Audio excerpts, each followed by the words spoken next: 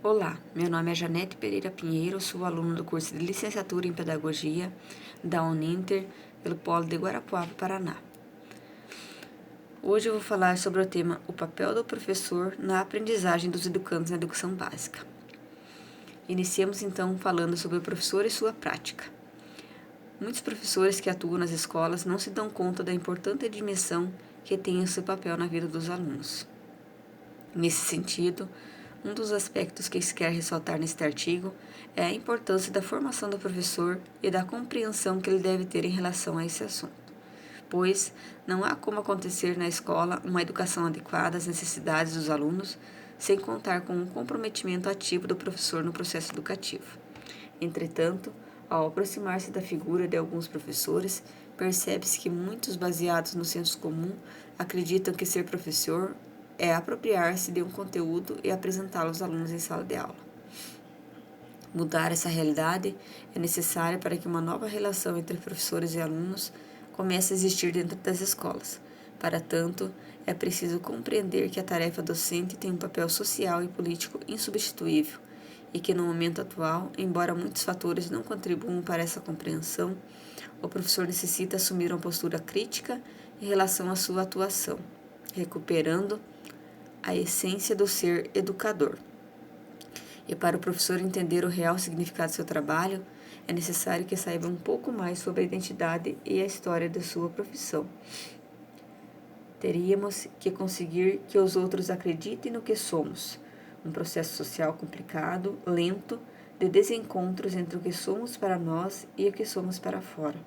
Somos a imagem social que foi construída sobre o ofício de mestre, sobre as formas diversas de exercer este ofício. Sabemos pouco sobre a nossa história. Arroio 2000, página 29. Fazendo uma correlação com esse ponto de vista, não se pode deixar de destacar e valorizar os fenômenos históricos sociais presentes na atividade profissional do professor. Nessa perspectiva, jamais poderá ser compreendido o trabalho individual do professor desvinculado do seu papel social.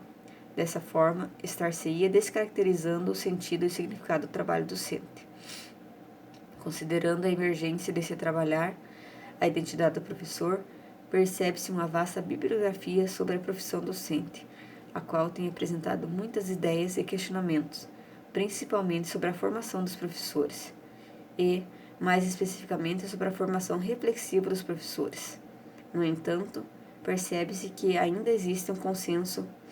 não existe um consenso quanto ao significado exato do que seja o professor reflexivo, embora muitos estudos e pesquisas nessa linha teórica.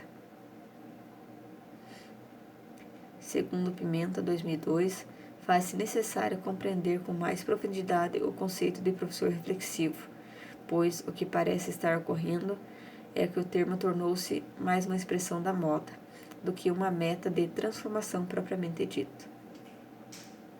Para Libânio, é fundamental perguntar que tipo de reflexão o professor precisa para alterar sua prática, pois, para ele, a reflexão sobre a prática não resolve tudo.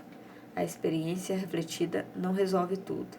São necessárias estratégias, procedimentos, modos de fazer, além de uma sólida cultura geral, que ajudam a melhor realizar o trabalho e melhorar a capacidade reflexiva sobre o que e como mudar. Assim, se percebe que pensar sobre a formação de professores é conceber que o professor nunca está acabado e que os estudos teóricos e as pesquisas são fundamentais no sentido de que é por intermédio desses instrumentos que os professores terão condições de analisar criticamente os contextos históricos, sociais, culturais e organizacionais nos quais ocorrem as atividades docentes, podendo assim intervir nessa realidade e transformá-la.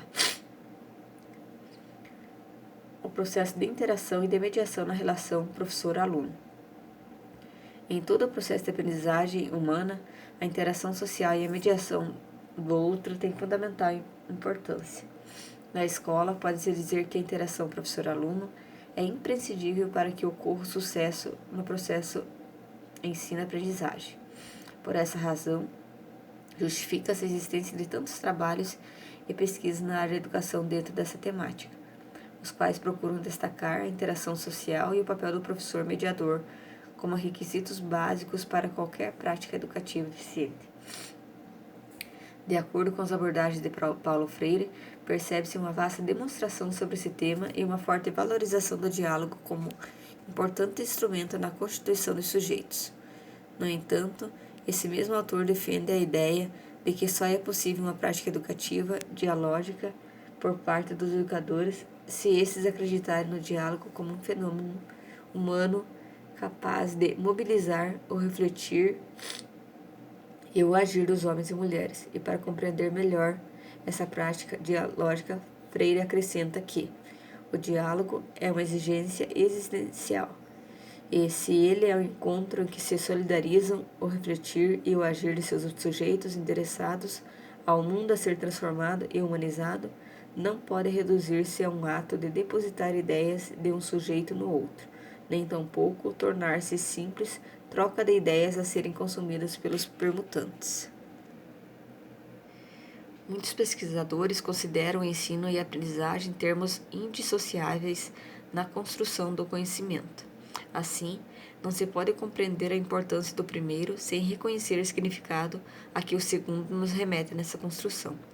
Sabe-se que esses conceitos sofreram várias transformações no decorrer da história de produção de conhecimento pelo homem.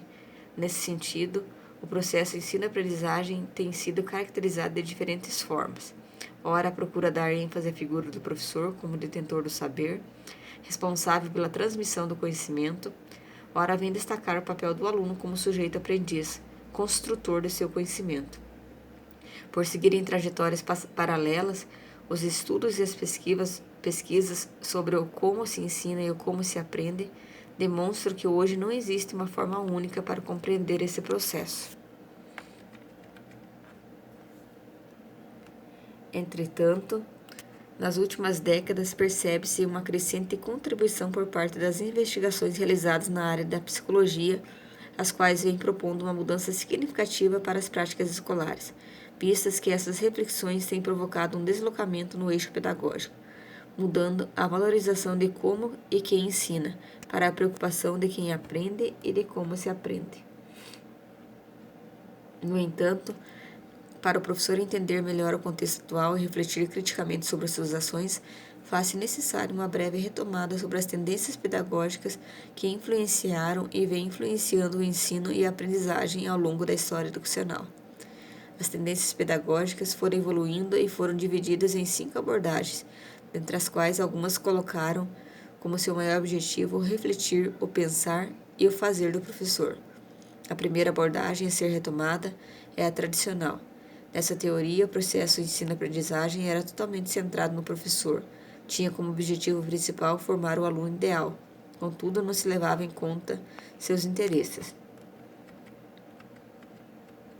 Em seguida, vem a abordagem comportamentalista, teoria baseada no empirismo, que vê o aluno como produto do meio, e o experimento é a base do conhecimento, que, segundo Skinner, estudioso dessa abordagem, o comportamento resulta de um condicionamento operante. A resposta esperada do aluno ocorre quando ela é estimulada por meio de reforços. O professor é aquele que planeja, organiza e controla os meios para atingir seus objetivos, os quais são estruturados em pequenos módulos, conhecidos como estudos programados.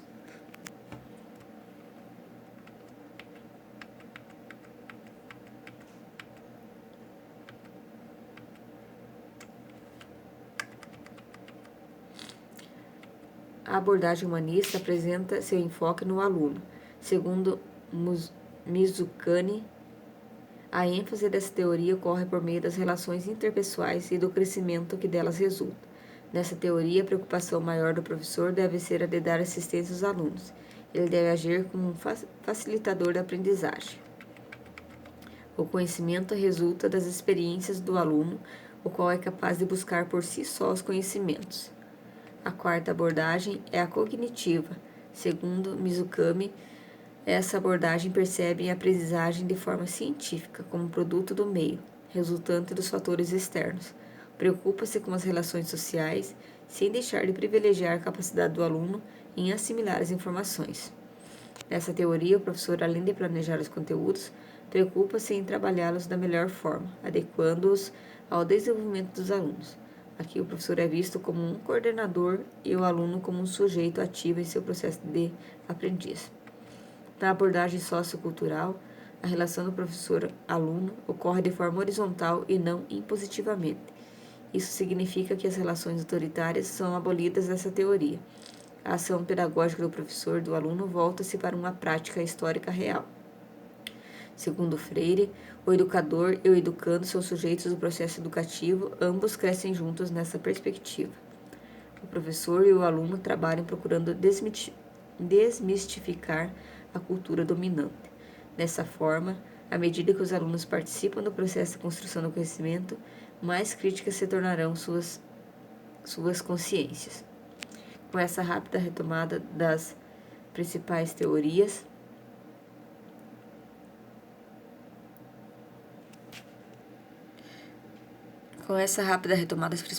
que contribuíram historicamente no processo de ensino-aprendizagem, é possível perceber que sempre houve uma preocupação por parte da sociedade em adequar as teorias às realidades de cada período histórico. Hoje, levando em consideração que a sociedade exige uma nova consciência humana, busca-se com a pedagogia histórica crítica, discutida e apresentada por Saviani, uma forma de superar as dificuldades até então encontradas na construção efetiva do conhecimento. Saviani sustenta nessa concepção de ensino-aprendizagem uma teoria dialética, na qual a construção se dá num movimento dinâmico entre o conhecimento empírico e o conhecimento científico. Vamos assistir então uma parte do vídeo onde o professor Victor fala sobre o processo de ensino-aprendizagem, relação professor-aluno. Sem mais delongas, porque vocês ficaram esperando, não quero que vocês fiquem esperando mais. Nós vamos tratar aí, põe aí na tela para mim, por favor, dois assuntos muito importantes. Põe na tela, por favor. Você tem aí processo de ensino e aprendizagem, vamos fazer um resumão, e nós vamos colocar a relação professor e aluno. São dois assuntos que são cobrados, são dados, essas aulas são dadas em separado, mas eu quero dizer para você o seguinte, olha, são assuntos que estão relacionados, tanto o processo de ensino e aprendizagem, os elementos do processo de ensino e aprendizagem e a relação professor-aluno. Você vai ver durante a nossa conversa aqui, durante toda a nossa fala, a nossa reflexão a respeito desse assunto, você vai ver que eles estão conectados. Vamos aí para a tela então, para a primeira lâmina. Vamos lá, pessoal, olha só. Vamos falar um pouquinho sobre a questão do ensino e da aprendizagem. Questões que são diferentes, cada uma com a sua dinâmica, cada uma com o seu processo, cada uma vai ter aí a sua particularidade. Quando você fala de escola tradicional, o professor só ensinava e o aluno só aprendia. Hoje, com o processo de ensino-aprendizagem na perspectiva mais contemporânea, no que se refere às questões progressistas, nós falando aí de metodologias mais progressistas, nós temos aí o professor tanto ensinando como aprendendo e o aluno também tanto ensinando como aprendendo. Esse processo é agora um processo de troca. Você não tem mais um professor que apenas ensina e o aluno que apenas aprende. Primordialmente você tem justamente cada um dentro desse processo. Mas você tem aí essencialmente dentro agora no aspecto mais progressista, atual, de vanguarda, você tem aí esse processo que é muito interessante, que vai ser um processo de troca. Existem autores, existem aí pensadores que vão tratar isso como um processo gnosiológico, ciclo gnosiológico, ou seja, um produto que vai ser gerado a partir da interação entre professor e aluno. Esse processo é o conhecimento, por isso que é a questão aí da gnosiologia, do conhecimento. Perfeito, pessoal? Continuando aí, outro aspecto importante, apesar de serem diferentes, eles são indissociáveis um do outro, o ensino e a aprendizagem. E vai existir uma relação interdependente entre estes componentes. Por quê, pessoal?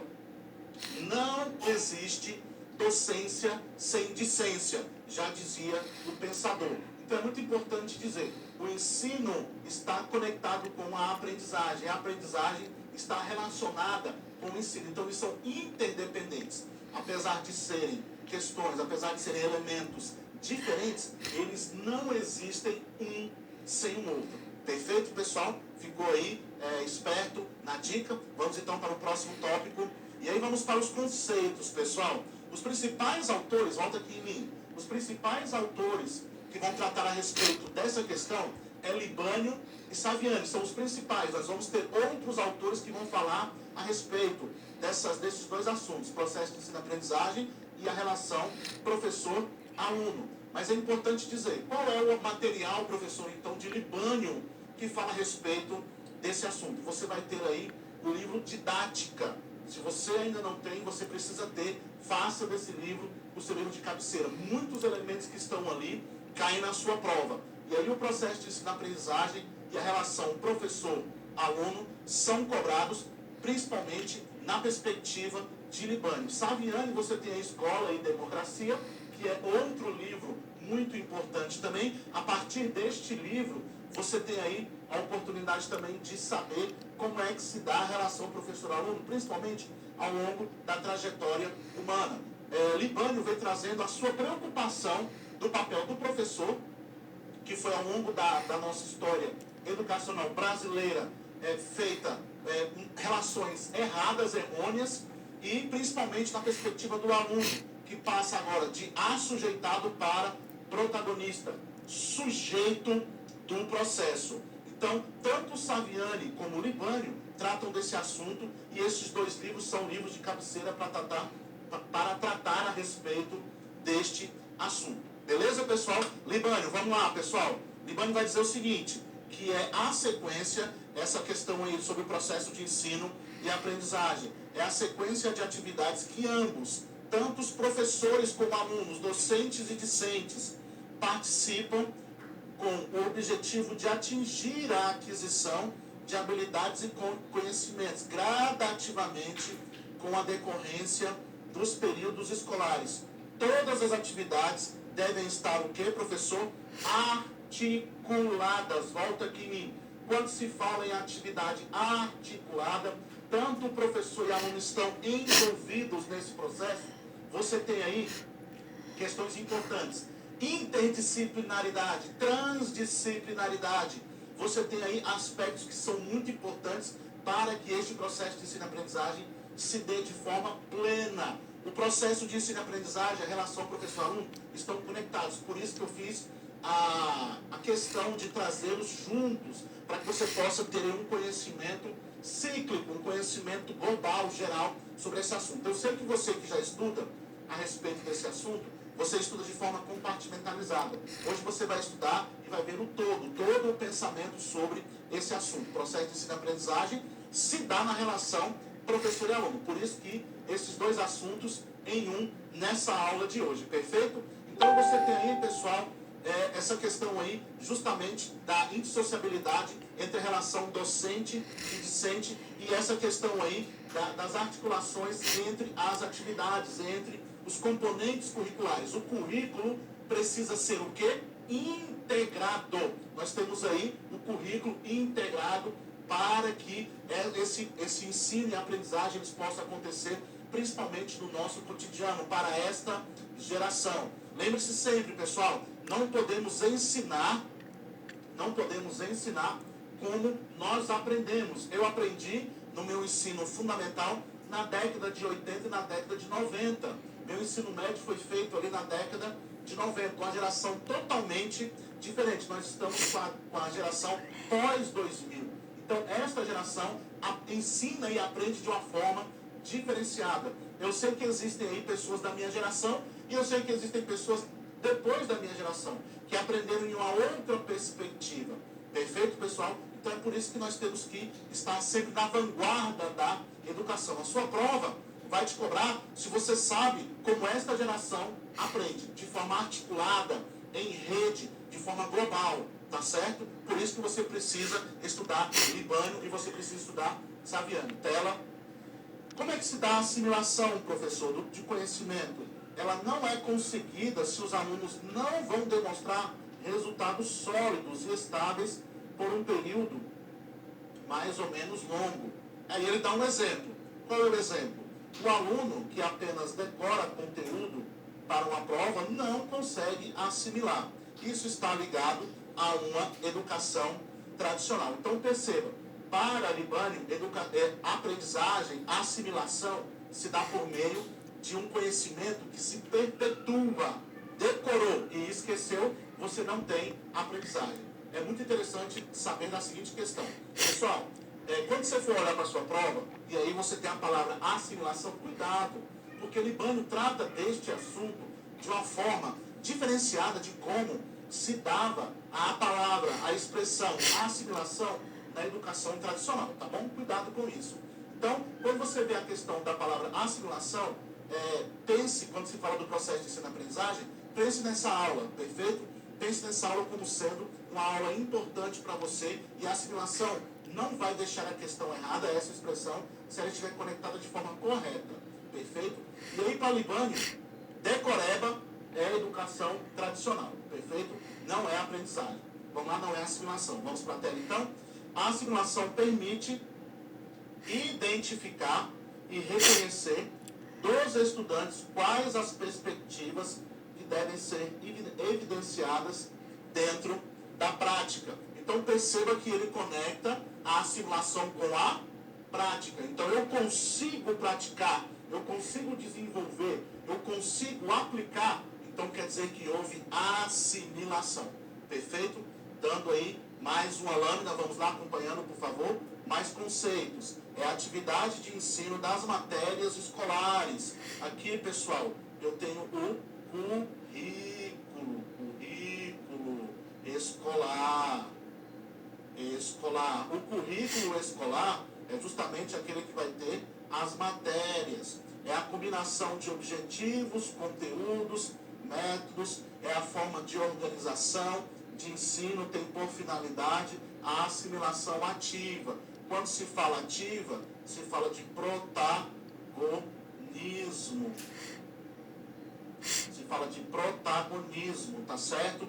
Você tem aí, pessoal, a assimilação passiva. A assimilação passiva era aquela assimilação lá da educação tradicional. Libânio trata a assimilação de forma ativa, onde o aluno é partícipe da sua aprendizagem, sujeito da sua aprendizagem, protagonista da sua aprendizagem, perfeito? Então, a assimilação ativa tem a ver com o protagonismo educacional, o protagonismo discente, o protagonismo do aluno. Tela. Então, esse protagonismo aí, essa assimilação ativa por parte dos alunos e conhecimentos, habilidades, hábitos e o desenvolvimento de suas capacidades cognoscitivas. Daqui a pouco a gente fala sobre essa questão da capacidade cognoscitiva. Essa expressão é uma expressão eminentemente de Libânio e ela cai na sua prova. Como é que eu faço, professor, para que eu possa nunca esquecer? Você precisa ler Libânio, o livro didática, para que você possa realmente assimilar de forma ativa este conteúdo e principalmente, pessoal, assimilar essa questão da capacidade cognoscitiva do aluno, capacidade de ensinar e aprender ao mesmo tempo, perfeito? Vamos então, me acompanhe, por favor. Quais são as diretrizes, então, professor, do processo de ensino e aprendizagem? Vamos lá, pessoal. Este aluno e este professor, porque você tem envolvido aqui, pessoal, dois atores. Vamos lá, pessoal, olha só. Você não tem apenas o aluno como sendo um ator. Você não tem apenas um professor como sendo um ator. Antigamente era. Perfeito? Papel do professor, ensinar. Papel do aluno, aprender. Hoje não. Você tem aí esse processo cognoscitivo, esse ciclo gnosiológico, este processo de ensino e aprendizagem. Perfeito, pessoal? Em que o elemento professor e o aluno, os atores, são muito importantes dentro desse processo. Vamos aí para a tela? Então, ambos precisam conhecer as etapas do processo de ensino. Olha aqui para mim, pessoal. Seu aluno precisa conhecer quais são os critérios de aprendizagem, os critérios de avaliação, o processo de ensino. Ele precisa saber. Não existe mais aquela aprendizagem em que você apenas solta o conteúdo, solta a matéria e pronto, acabou. O seu aluno precisa participar de todo o processo. Continuando. O professor precisa facilitar a compreensão dos conteúdos. Vem aqui comigo. Nós chamamos de transposição didática. O professor precisa fazer a transposição didática entre o conteúdo e aquele seu aluno. Vamos lá? Exemplo. Você precisa, ali naquele momento que está dando aula, observar qual é a sua turma. Ah, beleza, educação infantil. Eu vou tratar de matemática, vou tratar de número, vou tratar de adição com o meu aluno de matemática, com o meu aluno de educação infantil. Eu trato com o meu aluno de educação infantil da mesma forma que eu trato com o meu aluno de quinto ano?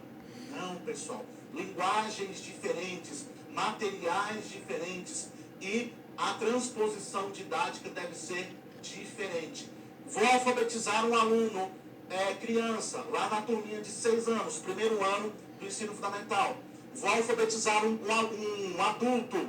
São processos totalmente diferentes. O processo de ensino-aprendizagem de uma criança de 6 anos é diferente do processo de ensino-aprendizagem de um adulto. Perfeito? Então você precisa realmente entender esse processo chamado transposição didática, para que você possa realmente alcançar todos os clientes, todas as etapas, todos os seus alunos. Perfeito? Vamos aí para a tela.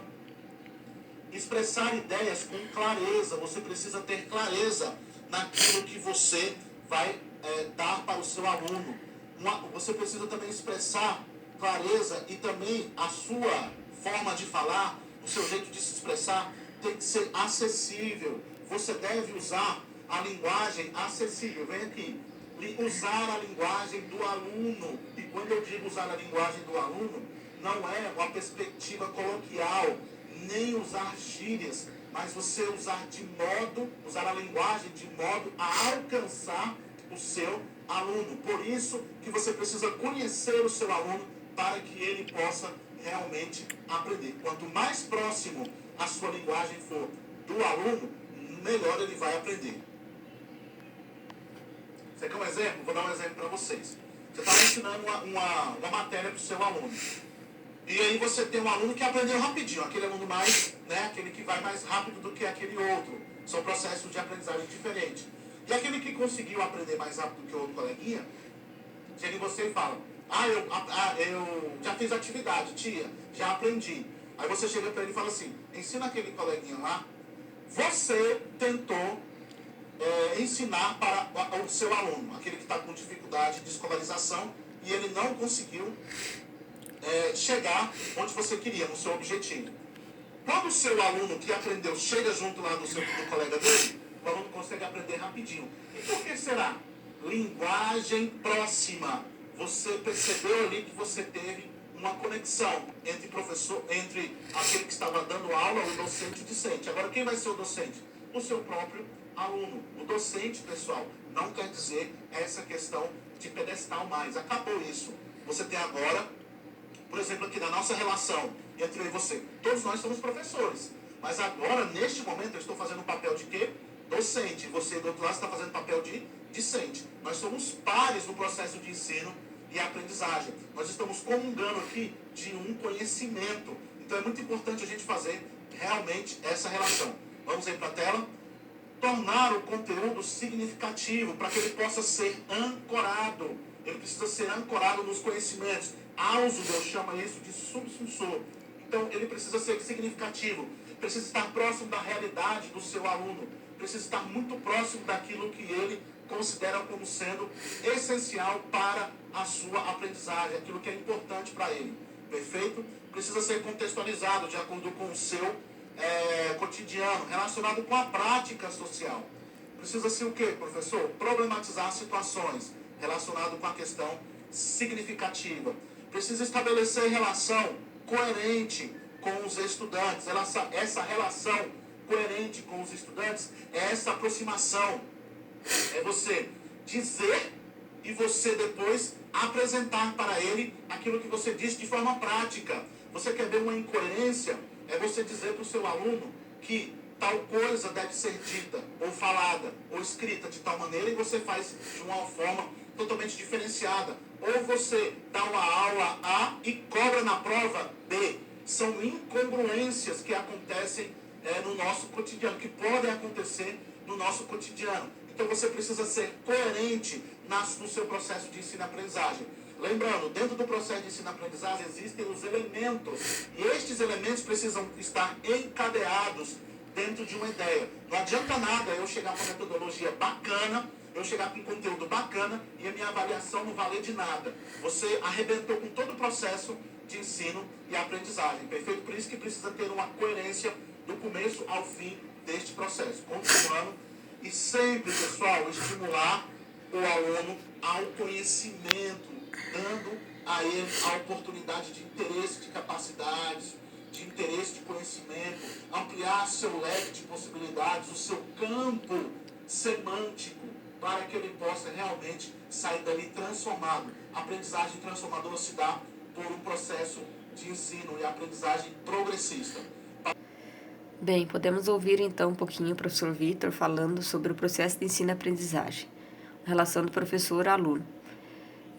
Podemos observar então, tanto no tema que foi lido quanto no vídeo do professor, da importância da relação entre professor e aluno no processo de ensino e aprendizagem, onde na educação contemporânea não existe mais o detentor do conhecimento, e sim uma troca de conhecimentos.